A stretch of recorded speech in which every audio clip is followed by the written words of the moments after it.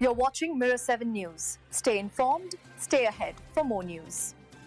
Alright, here's a story that's equal parts unusual and very Australian. So, there's this man, Andre McKechnie, who's serving a life sentence in Australia for a murder he committed in the 1990s. He spent part of his sentence in Queensland before being transferred to Victoria. Now here's where it gets interesting. McKechnie is taking legal action against Victoria's prison system because he wants the right to eat Vegemite while behind bars. Yes, the iconic, salty brown spread that's basically a symbol of Australian breakfast culture.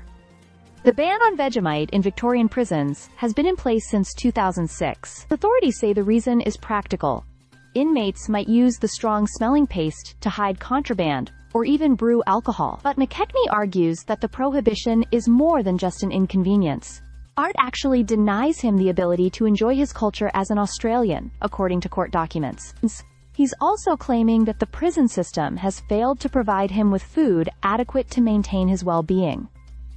Vegemite itself has a pretty fascinating history. Invented in Melbourne back in 1923, it was created as an Australian alternative to the British Marmite. Over the years, it has become an unmistakable part of Australian identity, so much so that Melbourne even declared the smell of Vegemite wafting from a local factory a significant aspect of the city's cultural heritage in 2022. Of course, not everyone is a fan. Its intense flavor has earned it a spot in Sweden's disgusting food museum, alongside some truly notorious foods, like stinky tofu and natto. The story of Vegemite has caused controversy internationally as well.